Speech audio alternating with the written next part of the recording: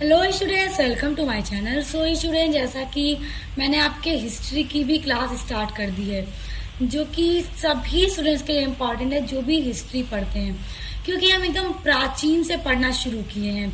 और जो भी मैं ये सब कुछ हिस्ट्री की जो क्लास डेली लेकर आ रही हूँ, तो बीए फर्स्ट सेमेस्टर में जो हिस्ट्री के स्टूडेंट हैं उनके सिलेबस में भी ये सारे टॉपिक इंक्लूड किए गए हैं, तो वो भी इस वीडियो को पूरा देखेंगे। जैसे जैसे वीडियोस आती रहेंगी वो सभी क्लास को करते रहेंगे। तो देखिए, हिस्ट्री में मैंने एक वीडियो अपलोड कर रखी है, प्रागैतिहासिक काल के बारे में हमने पूरा जान लिया है, पूरा पढ़ लिया है। उस वीडियो में पूरा डिटेल से हिस्ट्री क्या है और प्राचीन इतिहास के स्रोत हमें कहाँ से मिलते हैं, सब कुछ हमने इसके पहले वाले वीडियो में पढ़ लिया है। और उसके बाद अगर कोई दूसरा क्रम में अगर हम पढ़ें तो दूसरा टॉपिक हमारा आता है सिंधु घाटी सभ्यता, जिसको इंग्लिश में बोलते हैं इंडस वैली सिविलाइजेशन, यानी सिंधु घाटी की सभ्यता। तो हम इस सभ्यता को पढ़ेंगे आज की वीडियो में, पूरा डिटेल से सब कुछ इसके बारे में पढ़ेंगे। तो चलिए पढ़ना स्टार्ट करते हैं। और इसके पहले जो एक वीडियो अपलोड कर रखी हूँ उसका लिंक मैं आपको इसी वीडियो के डिस्क्रिप्शन बॉक्स में दे दूंगी, तो इस वीडियो को पूरा वॉच करने के बाद आप उसको जाकर वॉच कर लीजिएगा। चलिए देखिए, भारत का इतिहास सिंधु घाटी सभ्यता से क्या है प्रारंभ होता है। देखिए, जो भारत के इतिहास की हम बात करें कि भारत का इतिहास शुरू कहाँ से होता है, तो जो सिंधु घाटी की सभ्यता है वहीं से शुरू होता है भारत का इतिहास, जिसे हम हड़प्पा सभ्यता के नाम से भी जानते हैं। और देखिए, हड़प्पा सभ्यता बहुत ही प्रसिद्ध सभ्यता है, पूरे विश्व में ये सभ्यता बहुत ही ज्यादा प्रसिद्ध सभ्यता है। देखिए, 1921 ईस्वी में जॉन मार्शल के नेतृत्व में खुदाई की गई थी और खुदाई करने वाले थे दयाराम साहनी। तो दयाराम साहनी ने 1921 में जॉन मार्शल के नेतृत्व में होकर खुदाई की और हड़प्पा नगर के अवशेष खोज निकाले। देखिए, सिंधु घाटी सभ्यता में एक सभ्यता है हड़प्पा सभ्यता। तो हड़प्पा नगर के जो भी अवशेष थे उसको दयाराम साहनी ने 1921 में खोज निकाले, जिसमें जो अवशेष मिले थे वो थे बैलगाड़ी, अन्नागार, मनुष्य के शरीर की बलुआ पत्थर की बनी मूर्तियां, ये सभी अवशेष निकले थे। और देखिए, हम बात करें वर्तमान में हड़प्पा सभ्यता आप कहाँ है, तो पाकिस्तान के मोंटगोमरी जिले में रावी नदी के तट पर अब ये हड़प्पा सभ्यता स्थित है वर्तमान में।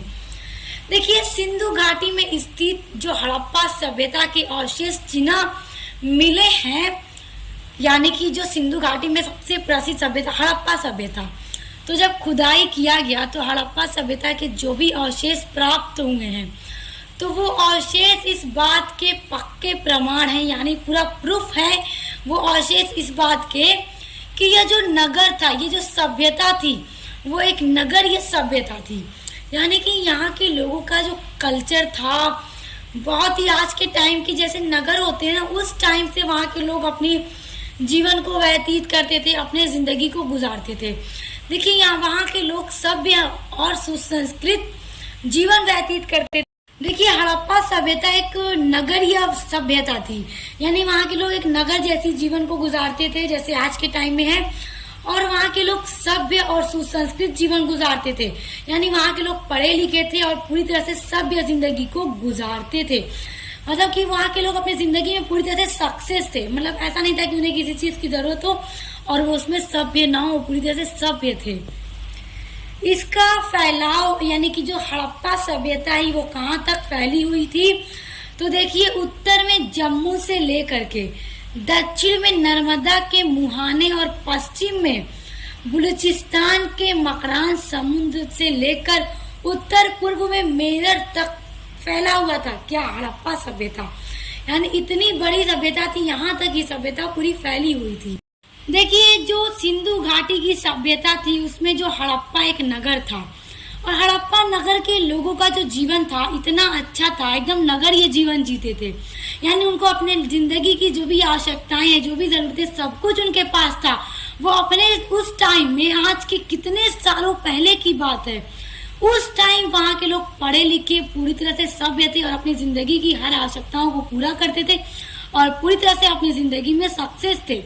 यही वजह है कि सिंधु घाटी की सभ्यता को हड़प्पा सभ्यता के नाम से भी इतिहास में जाना जाने लगा और सिंधु घाटी की सभ्यता हड़प्पा सभ्यता के नाम से भी प्रसिद्ध हो गई।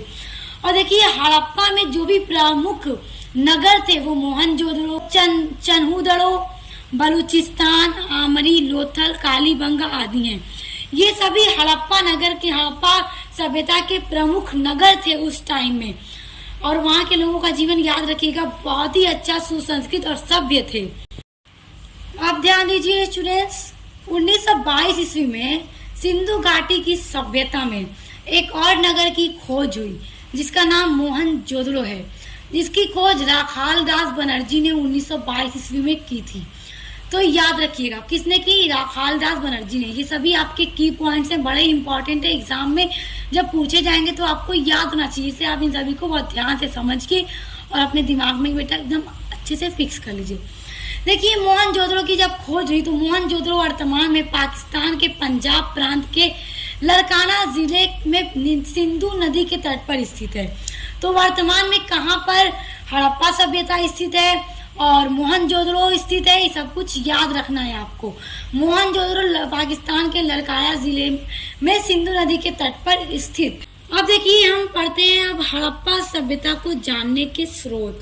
देखिए हड़प्पा सभ्यता जो है उसको किस तरह से जाना गया, क्या क्या स्रोत मिले जिनसे हड़प्पा सभ्यता को जाना गया कि वहाँ के लोग पूरी तरह से सभ्य थे, सुसंस्कृत थे, पढ़े लिखे थे और अपने लाइफ में पूरी तरह से सक्सेस थे। देखिए खुदाई से प्राप्त जो वस्त्र, खुदाई करने पर जो वस्त्र मिले लोगों के, वहाँ के कपड़े मिले, पात्र मिले, जो मूर्तियां मिली, जो मोहरे तथा खिलौने मिले, ये सभी हड़प्पा सभ्यता को जानने का एक स्रोत है। हड़प्पा सभ्यता की खोज ने विश्व इतिहास में एक नवीन अध्याय का सूत्रपात कर दिया। देखिए जब हड़प्पा सभ्यता की खोज हुई तो विश्व के इतिहास में एक नए अध्याय की खोज हो गई। यानी कि देखिए सिंधु घाटी की जो सभ्यता है वहाँ पे हड़प्पा एक नगर और हड़प्पा के लोग जो थे इतने सभ्य थे कि सिंधु घाटी की सभ्यता को हड़प्पा सभ्यता से भी जाना जाने लगा। उसी सिंधु घाटी सभ्यता को हड़प्पा सभ्यता कहा जाने लगा। और जब इसकी खोज हुई स्टूडेंट्स तो क्यों इस विश्व के इतिहास में एक नवीन अध्याय बना, क्योंकि आज के हजारों वर्ष पहले वहाँ के लोगों का जीवन एक नगरीय जीवन था। वहाँ के लोग अपनी पूरे सभ्य थे। इसी कारण ये विश्व के इतिहास में लोगों के लिए एक नया अध्याय बन गया। यह सभ्यता विश्व की प्राचीन नदी घाटी सभ्यताओं में अपना विशिष्ट स्थान बनाए हुए है। यानी कि विश्व में ये सभ्यता नदी घाटी की सबसे पुरानी ये सभ्यता विश्व में एक अपना स्थान बनाए हुए, इसका एक अपना अलग ही स्थान है कि वहाँ के लोग कितने सभ्य थे, कितने आगे थे। देखिए इस सभ्यता की जो लिपि है, जो भाषा है, आज तक अंधकार में डूबी होने की वजह से बहुत सी विशिष्टताएं अज्ञात ही नहीं है। देखिए खुदाई करके जो भी स्रोत मिले हैं हड़प्पा सभ्यता के बारे में, उससे इतिहासकारों का यही कहना है कि हड़प्पा सभ्यता नगरीय सभ्यता थी। वहाँ के लोगों का लाइफ स्टाइल बहुत अच्छा था। वहाँ के लोग मतलब अपनी जिंदगी को बहुत अच्छे से गुजारते थे, पूरी तरह से सभ्य थे। लेकिन वहाँ की जो लिपि थी हड़प्पा सभ्यता की, उसका अभी तक इतिहासकार मतलब ये नहीं बता पाए कि क्या लिपि थी। ये अभी तक अंधकार में है। अंधकार का मतलब कोई भी अभी इस बात को नहीं जान पाया है। इसी लिपि को न जान पाने के कारण वहाँ की कितनी चीजें, हड़प्पा सभ्यता की कितनी विशेषताएं अभी तक अज्ञात हैं, लोगों को मालूम नहीं चल पाई हैं। आप सोचिए कि अगर लिपि का भी आज पता होता तो हड़प्पा सभ्यता का जीवन कैसा था और भी अच्छे से पता होता। सिर्फ खुदाई करके उनके इन स्रोतों के जरिए इतना पता चल गया कि हड़प्पा सभ्यता एक नगरीय सभ्यता थी। आज के हजारों वर्ष पहले आज की तरह वहाँ के लोग जिंदगी को गुजारते थे। तो ये जो स्रोत हैं आपने याद रखना है और उम्मीद करती हूँ आप बहुत अच्छे से समझ भी गए होंगे। फिर भी देखिए अगर इसकी लिपि का अभी तक किसी को पता नहीं है, वो अंधकार में डूबी है, फिर भी हड़प्पा सभ्यता की विशेषताओं को दिग्दर्शन निम्न बिंदुओं के आधार पर किया जा सकता है। अब वो कौन कौन से बिंदु हैं जिनके आधार पर हम ये समझ सकते हैं कि हड़प्पा सभ्यता की क्या क्या विशेषताएं हैं, आगे अब हम उन बिंदुओं पर चर्चा करते हैं। सबसे पहला हमारा बिंदु है नगर निर्माण योजना।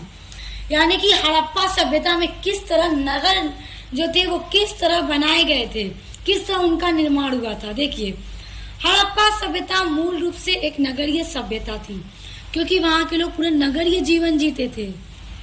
वहाँ का कल्चर, आज का जो नगरों में कल्चर है ना लोगों का, उस तरह से जीते थे। इस तरह हम देख सकते हैं कि ये एक सभ्यता, ये एक बिंदु हमें बताता है कि वहाँ के लोग एक नगरीय जीवन जीते थे। अगला बिंदु है हमारा, इस सभ्यता के लोगों की नगर निर्माण योजना चौंका देने वाली थी।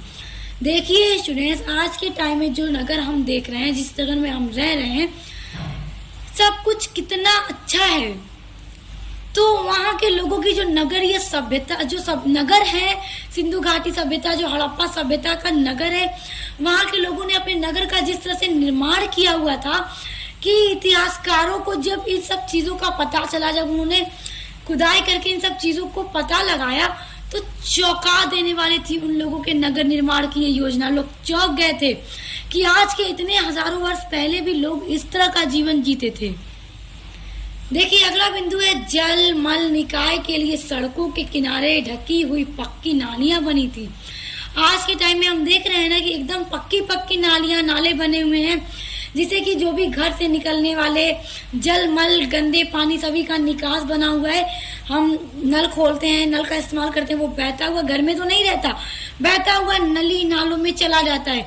तो उसी तरह वहां के लोगों ने भी अपने नगर का निर्माण इस तरह से किया हुआ था कि घर में जो भी जल मल था, सभी सड़कों के किनारे जो ढकी हुई, देखिए ढकी हुई नालियां थी, वो भी एकदम पक्की हुई। देखिए आज के टाइम में हमारे शहरों में जो भी नालियां नाले हैं, सब ढके हुए हैं, बिल्कुल दिखते नहीं है उसकी गंदगी ऊपर से।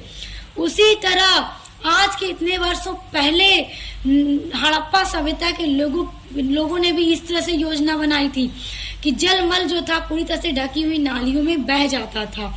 तो आप देख सकते हैं कि इस तरह से पता चलता है कि हड़प्पा सभ्यता कितनी आगे थी। अगला हमारा बिंदु है भवन निर्माण। अब हम भवन निर्माण के द्वारा समझेंगे कि हड़प्पा सभ्यता की क्या विशेषताएं हैं।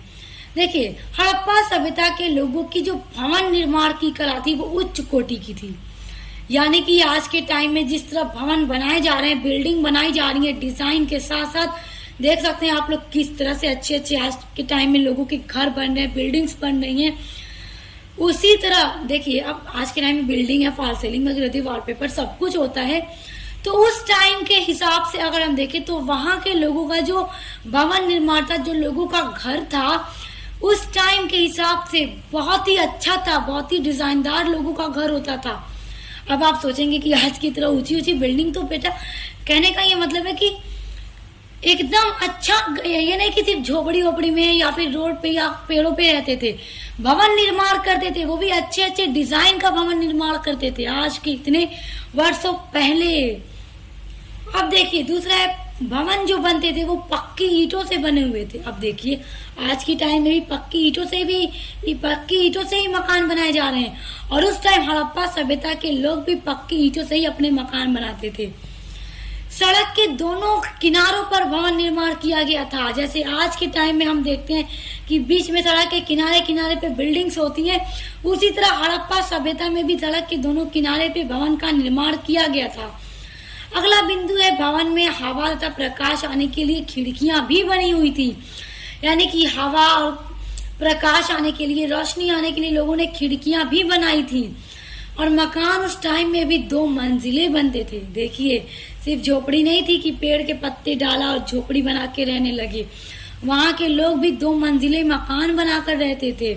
और उनके मकान में कमरे भी होते थे, रसोई घर यानी किचन भी होता था, स्नान घर यानी बाथरूम भी होता था, भंडार जैसे स्टोर रूम होता है ना हमारे यहाँ, उस टाइम लोग स्टोर रूम भी बनाते थे अपने घरों में, और शौचालय भी उनके घरों में होता था। तो इस तरह देख सकते हैं कि भवन निर्माण बिल्कुल आज के टाइम की तरह हड़प्पा सभ्यता में भी था। देखिए अगला बिंदु है विशाल स्नान घर। स्नान घर का मतलब देखिए, विशाल स्नान घर का यहाँ पर ये कहने का मतलब है कि स्विमिंग पूल। जैसे आज के टाइम में आप लोग स्विमिंग पूल देखते हैं, जाते भी हैं आप लोग पार्क वगैरह में। तो देखिए हड़प्पा सभ्यता की खुदाई में मोहनजोदड़ो में एक विशाल स्नान घर भी मिला है।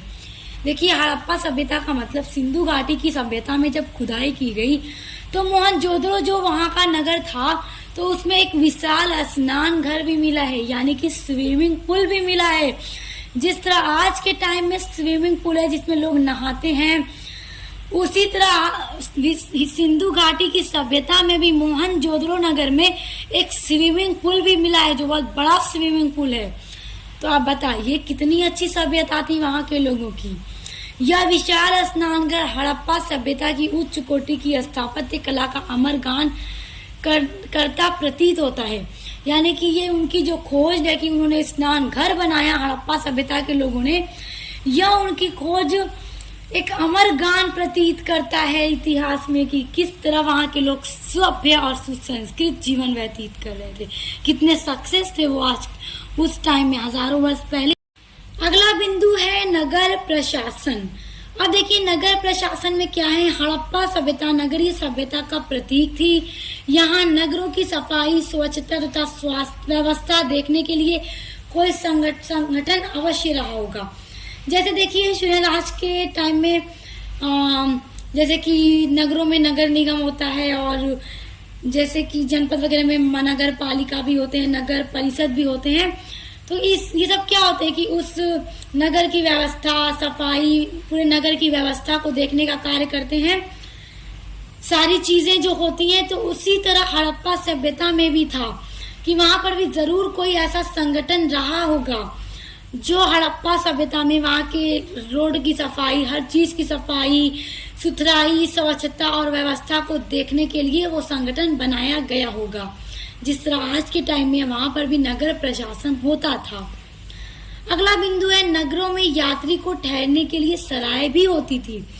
जैसे कि अगर आज के टाइम में जो यात्री हैं उनको सराय होती है ना, जहाँ पे वो ठहर सकते हैं, मुसाफिर खाना होता है, होटल्स वगैरह होते हैं। उसी तरह हड़प्पा सभ्यता में भी नगर में यात्री जो यात्रा करते थे, सफर में होते थे, तो उनको रेस्ट करने के लिए सराय भी बनाया गया था, जहाँ पर पैसेंजर रेस्ट कर सकते थे, आराम कर सकते थे। और देखिए सड़कों के किनारे छायादार वृक्ष भी लगाए गए। अगला बिंदु है हमारा खान पान की। हड़प्पा सभ्यता के लोगों का खान पान कैसा था। तो देखिए हड़प्पा सभ्यता के लोग शाकाहारी और मांसाहारी दोनों थे। जैसे आज के टाइम में कुछ लोग वेजिटेरियन, नॉन वेजिटेरियन है, और कुछ लोग दोनों ही हैं। कुछ लोग सिर्फ वेज खाते हैं, कुछ लोग नॉन वेज सिर्फ खाते हैं, कुछ लोग दोनों खाते हैं। तो उसी तरह हड़प्पा सभ्यता में भी थे। अगला बिंदु है नारी दशा, कि उस टाइम हड़प्पा सभ्यता की जो समाज था, उस समाज में जो नारी, जो स्त्रियों की कंडीशन थी, जो दशा थी, वो कैसी थी। तो देखिए हड़प्पा सभ्यता का जो समाज था वो मातृसत्तात्मक समाज था, जो माता से चलता था। तो मातृसत्तात्मक समाज होने की वजह से ही हड़प्पा सभ्यता में वहाँ के समाज में स्त्रियों को बहुत ही ज्यादा आदर और सम्मान दिया जाता था। तो स्टूडेंट्स, अभी हमने जो भी बिंदु देखे हड़प्पा सभ्यता की विशेषताएं जिससे पूरी तरह से प्रकट होती हैं, तो उम्मीद करती हूँ आप समझ गए होंगे बहुत अच्छे से, और एग्जाम में आएगा तो आप लिख भी लेंगे। अगला टॉपिक है हड़प्पा सभ्यता का आर्थिक जीवन। अब हम जानेंगे कि हड़प्पा सभ्यता के लोगों का, वहाँ के समाज के लोगों का आर्थिक जीवन किस तरह का था।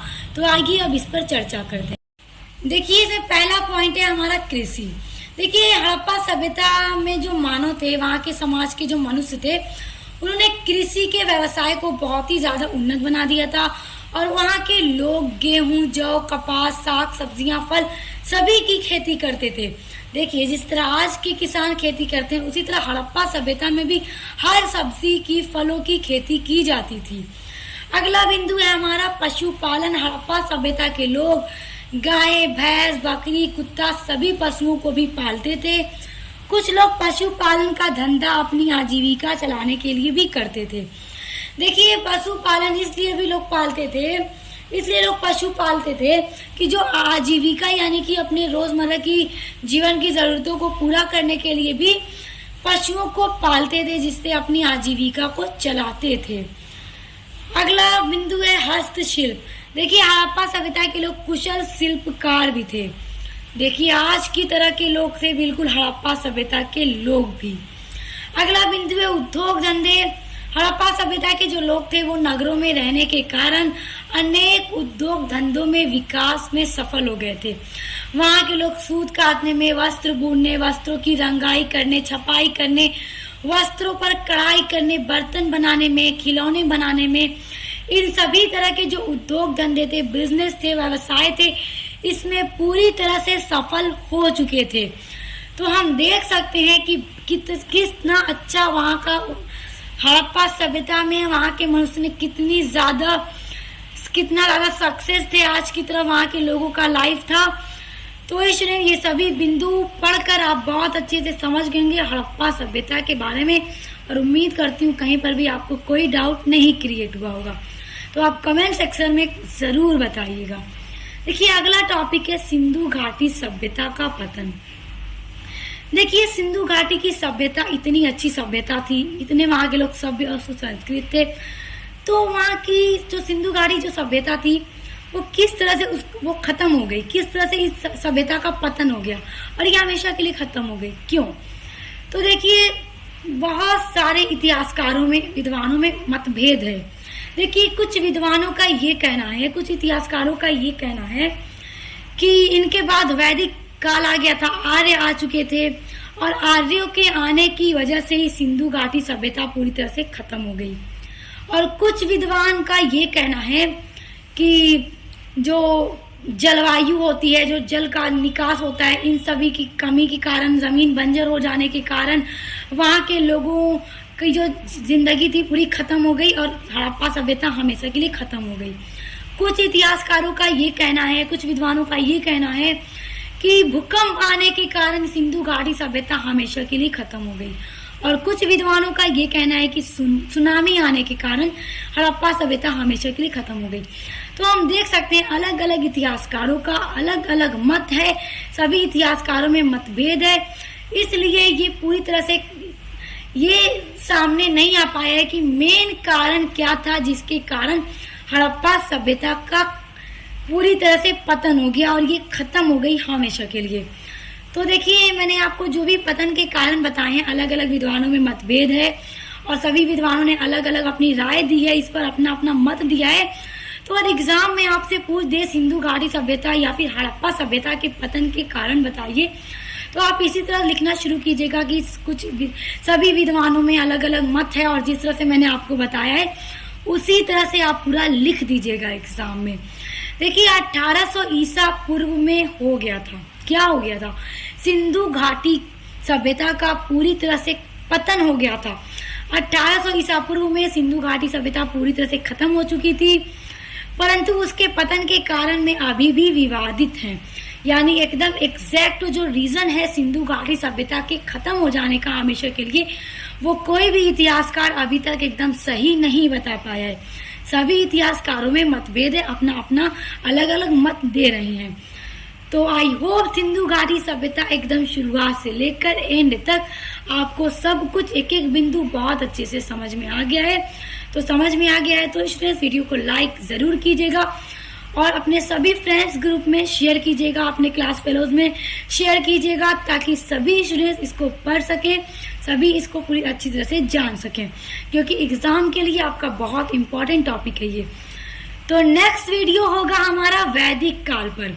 देखिए यहाँ पर वैदिक काल आप देख सकते हैं, अगला टॉपिक हमारा वैदिक काल होगा, क्योंकि हम इतिहास को एकदम क्रम में पढ़ते हुए चलेंगे। तो सिंधु घाटी के बाद आ जाता है वैदिक काल, तो नेक्स्ट वीडियो हमारा वैदिक काल पर होगा। तो इसको पढ़ने के लिए चैनल को सब्सक्राइब करके बेल आइकन को प्रेस कर लीजिए। अब मिलते हैं नेक्स्ट वीडियो के साथ।